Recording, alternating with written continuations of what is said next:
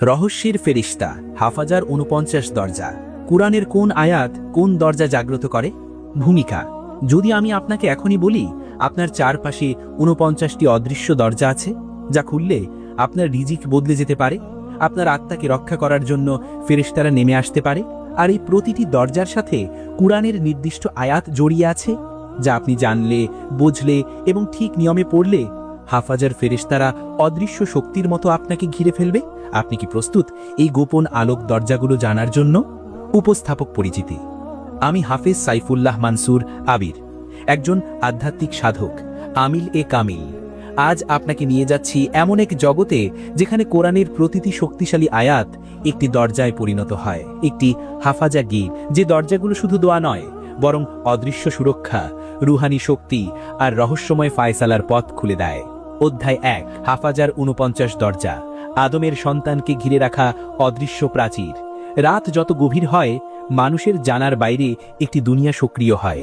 সেখানে থাকে হাফাজার ফেরেশতারা, যারা আদমের সন্তানের চারপাশে সুরক্ষার স্তর তৈরি করে।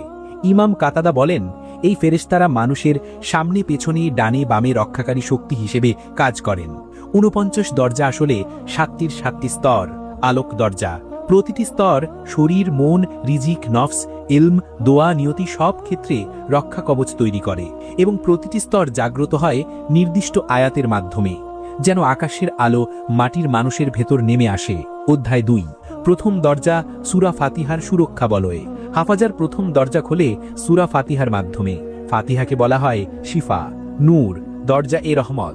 যখন কেউ গভীর মনোযোগ দিয়ে ইয়াকা নাবুদু ওয়া ইয়াকা নাস্তাঈন পড়ে, তখন হাফাজার ফেরেশতারা শক্তির প্রথম বলয় তৈরি করে, যেন অদৃশ্য এক বর্ম তার চারপাশে নেমে আসে। এই দরজা খোলা মানে মানুষের নিয়তি হালকা হয়ে যায়, পথ সহজ হয়, শত্রুর পরিকল্পনা দুর্বল হয়ে যায়। অধ্যায় ৩: দ্বিতীয় দরজা আয়াতুল কুরসির আগুন ঢাকা প্রাচীর। আয়াতুল কুরসি হাফাজার দ্বিতীয় বৃহত্তর দরজা। রাসূল সাল্লাল্লাহু আলাইহি ওয়াসাল্লাম বলেছেন, যে ব্যক্তি রাতের বেলায় আয়াতুল কুরসি পারে, আল্লাহ তার জন্য একটি রক্ষাকারী ফেরেশতা নিযুক্ত করেন। এই দরজা খুললে মানুষের ব্যক্তিগত নূর বৃদ্ধি পায়। জিন, শয়তান, দৃষ্টি, বদনজর কিছুই আর তার দেহের কাছে আসতে পারে না। এটি এমন এক দরজা যা খোলার পর মানুষের ঘর পর্যন্ত আলোকিত হয়ে ওঠে। অধ্যায় ৪: তৃতীয় দরজা সূরা ইখলাস, রহস্যময় রূহের ভারসাম্য। ইখলাসকে বলা হয় রুহের শুদ্ধতার গেট, যেখানে মানুষের অন্তরের সন্দেহ, ভয়, নাফসের গোলযোগ সবকিছু পরিষ্কার হতে থাকে। ইখলাস ৩ বার পড়লে মানুষ যেন একটি রহস্যময় আলো দিয়ে ঢাকা পড়ে। এই আলো হাফাজার ফেরেশতাদের কাছে সংকেত পাঠায়, এই বান্দা এখন সুরক্ষার যোগ্য, তাকে ঘিরে ধরো। অধ্যায় ৫: চতুর্থ দরজা সূরা ফালাক ও নাসের ২ দরজা, এক অগ্নি দেয়াল। এই ২ সূরা একসঙ্গে হাফাজার ফালাকের আলো বাইরে থেকে রক্ষা করে, আর নাসের নূর ভিতর থেকে শক্তি দেয়। এই দ্বৈত দরজা ভেদ করা কোনো শয়তানের কাজ না। অধ্যায় ৬: পঞ্চম দরজা সূরা ইয়াসিনের ৯ নম্বর আয়াত, অদৃশ্য পথ চলা। এই আয়াত দিয়ে হাফাজার পঞ্চম দরজা সক্রিয় হয়। ওয়াজআলনা মিন বাইনি আইদিহিম সাদ্দান। এটি অদৃশ্য হওয়ার দরজা হিসেবে বিখ্যাত। যখন শত্রু পরিকল্পনা করে, তখন আল্লাহ বান্দাকে তাদের দৃষ্টির বাইরে করে দেন। কখনো শত্রু সামনে থেকেও চিনতে পারে না। এই দরজা অনেক আলেম, সাইয়্যিদ, ওলিদের জীবনে অলৌকিক সুরক্ষার কারণ হয়েছে। অধ্যায় ৭: ষষ্ঠ দরজা ইনশিরাহের ৮ আয়াত, মনোদেহের ভারসাম্য। সূরা ইনশিরাহ মানুষকে দুঃখ থেকে মুক্তি দেয় এবং হৃদয়ের চাপ কমায়। এই দরজা খুললে মানসিক অস্থিরতা কমে, হৃদয়ের রোগ শান্ত হয়। হাফাজের ফেরেশতারা মানুষের অন্তরে শান্তির বাতাস পাঠায়, যেন ভেতরের অন্ধকার দূর হয়ে যায়। এটি রূহকে স্থির করে, যা অনেকের জন্য বিশাল রহস্য। অধ্যায় ৮: সপ্তম দরজা সূরা হাশরের শেষ ৩ আয়াত, দুনিয়ার সব শক্তির ওপরে আল্লাহর নূর। এই আয়াতগুলোকে বলা হয় গেট অব ডিভাইন পাওয়ার। যখন কেউ গভীর রাতে এগুলো পড়ে, তখন তার চারপাশে ৭ স্তরের আলো তৈরি হয়। এই আলো আল্লাহর ৯৯ নামের শক্তিকে আকর্ষণ করে। ফেরেশতাদের বলা হয়, এই বান্দাকে পাহারা দাও যতক্ষণ না সকাল হয়। হাশরের এই দরজা মানুষের ভীতিকর নিয়তি পর্যন্ত বদলে দিতে পারে। অধ্যায় ৯: অষ্টম দরজা পূর্ণ এক সাধনা, হাফাজার দরজা জাগ্রত করার নিয়ম। এখন আমরা সেই অংশে প্রবেশ করছি যেখানে একটি সম্পূর্ণ সাধনার নিয়ম দেওয়া হলো, যা অনুসরণ করলে হাফাজার ৪৯ দরজা ধীরে ধীরে সক্রিয় হতে থাকে। হাফাজার দরজা জাগ্রত সাধনা ৭ রাত। সময় রাত ২টা ৩০ মিনিট থেকে ৩টা। অবস্থান নির্জন ঘর, আলো বন্ধ। ধাপ 1, চোখ বন্ধ করে 7 বার বলুন ইয়া হাফিজ, ইয়া নূর। এর মাধ্যমে হাফাজার প্রথম আলো দরজা সক্রিয় হয়। ধাপ 2, 3 বার সূরা ফাতিহা, 1 বার আয়াতুল কুরসি, 3 বার সূরা ইখলাস, 1 বার ফালাক, 1 বার নাস।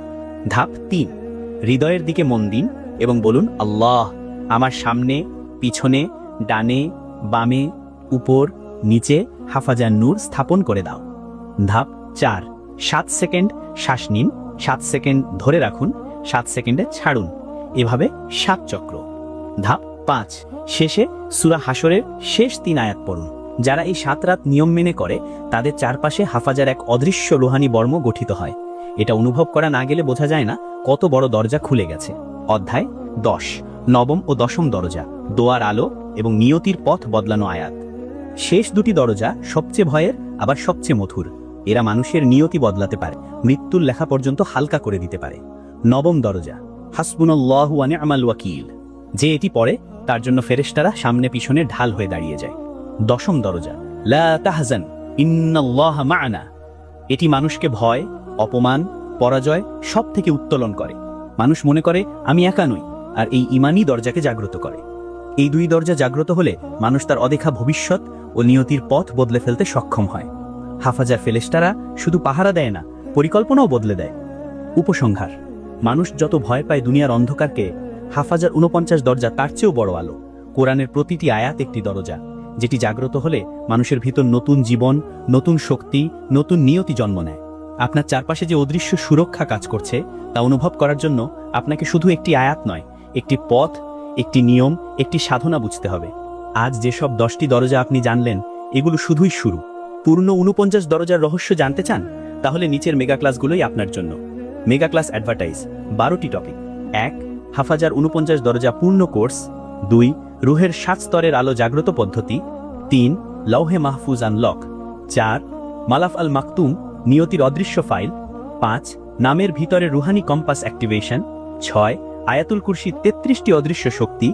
7, ফেরেশতা যোগাযোগে 7 রাতের সাধনা। 8, জিন ফেরেশতা ইনসান রুহানি ট্রায়াঙ্গেল। 9, সূরা ফাতিহার গোপন 21টি রহস্য। 10, রহস্যময় 7 অক্ষরের দোয়া।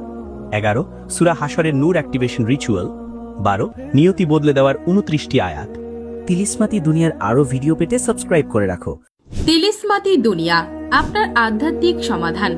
মহান রাব্বুল আলামিন পবিত্র কালাম পাকে বলেন, নিশ্চয় আমি কোরআনকে সকল কিছু শেফা হিসেবে নাজিল করেছি। আপনি কি আধ্যাত্মিক সমস্যায় ভুগছেন? জিন, জাদু বা বদনজরের দ্বারা আক্রান্ত? আপনি কি নিজেই হতে চান একজন শরীয়ত সম্মত মোদাব্বির ও ইসলামিক রুকাইয়া মাস্টার? যে কোনো আধ্যাত্মিক সমস্যার শরীয়ত সম্মত সমাধান পেতে এবং নিজেকে আধ্যাত্মিক জগতের একজন সফল মোদাব্বির হিসেবে গড়তে ভিজিট করুন তিলিসমাতি দুনিয়া। আমাদের আধ্যাত্মিক শিক্ষা কোর্সসমূহ: ইলমুল আমালিয়াত, ইলমুল তাওয়িজাত, ইলমুল আদাদ, ইলমুল আজাইব, ইলমুল কালাম, ইলমুল জাফর, ইলমুল হিকমা, ইলমুল রুহানিয়াত, ইলমুল কারামাত, ইলমে শিফা। ইসলামিক শরিয়া সম্মত আধ্যাত্মিক সমস্যা সমাধান ও প্রশিক্ষণের জন্য আমাদের সাথে যুক্ত হন। ওয়েবসাইট তিলিসমাতি-দুনিয়া.com। আল কোরআনের ক্ষমতার সাথে পরিচিত হন এবং আধ্যাত্মিক সমস্যার সমাধান পান। আজই তিলিসমাতি দুনিয়ার সাথে যুক্ত হন। নিশ্চয়ই আল্লাহ কুরআনকে সবকিছুর শিফা স্বরূপ নাজিল করেছেন। আল্লাহর কালামের শক্তিতে আমাদের প্ল্যাটফর্মের উসিলায় উপকৃত হওয়া হাজার হাজার মানুষের রিভিউ দেখতে এবং জিনজাদুর চিকিৎসা পেতে এখনই পিন করা কমেন্টের লিঙ্কে ক্লিক করে হাফেজ সাইফুল্লাহ মানসুর ফেসবুক গ্রুপে জয়েন হন। আমাদের প্রদান করা মেগা ক্লাস এবং পিডিএফগুলো ফ্রিতে পেতে ও আমাদের সাথে কানেক্টেড থাকতে এখনই পিন করা কমেন্টের লিঙ্কে ক্লিক করে নির্দিষ্ট হোয়াটসঅ্যাপ চ্যানেল ফলো করে আমাদের সাথে যুক্ত হন। জাযাকাল্লাহু খায়রান।